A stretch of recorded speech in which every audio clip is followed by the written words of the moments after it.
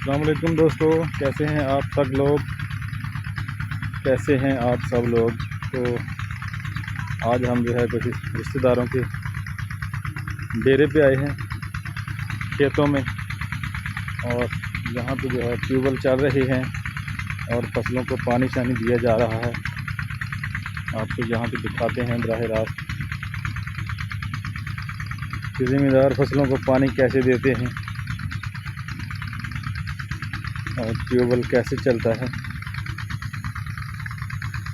गांव वालों को तो पता ही होता है कि ट्यूबवेल कैसे चलते हैं, ट्यूबवेल क्या चीज़ होते हैं, लेकिन जो शहरों के रहने वाले होते हैं वो कम लोग वाकिफ़ होते हैं इन चीज़ों से, ट्यूबवेल वगैरह से।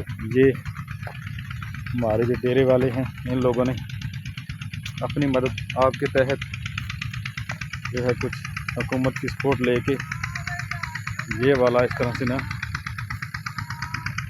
यहाँ पे ट्रांसफार्मर वगैरह लगवाया हुआ है, तो बिजली डेरे पे जहाँ पे आई हुई है।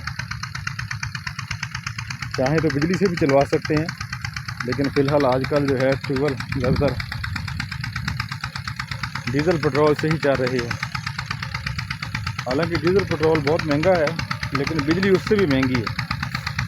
बिजली का बिल इतना ज़्यादा है आता है कि ज़िम्मेदार के बेचारे के किसान के होश उड़ जाते हैं। उतने की फसल नहीं होती जितना उसको सालाना अगर भी ट्यूबवेल चलाए तो बिल देना पड़ता है।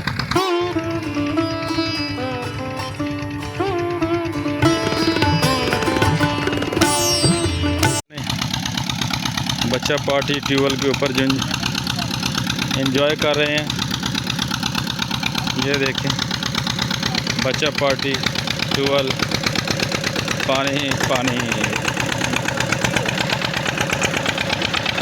और जी की हाल है? पानी ला रहे हैं, सारे देख रहे हैं, सारे देखो, सारे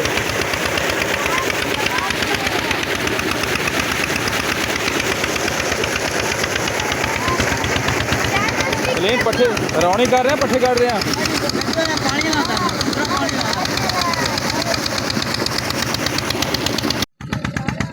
ये छोटी छोटी क्यारियाँ आपको नज़र आ रही हैं जहाँ पे, ये देखें गौर से ज़रा, ये वाली जो छोटी छोटी क्यारियाँ आपको नज़र आ रही हैं जहाँ पे जो है सब्ज़ी वगैरह लगाई गई है, लहसुन, धनिया, पालक, मेथी वगैरह। तो यहाँ पे छोटे छोटे खेतों में जो है ये चीज़ें भी लगा दी जाती हैं। परसण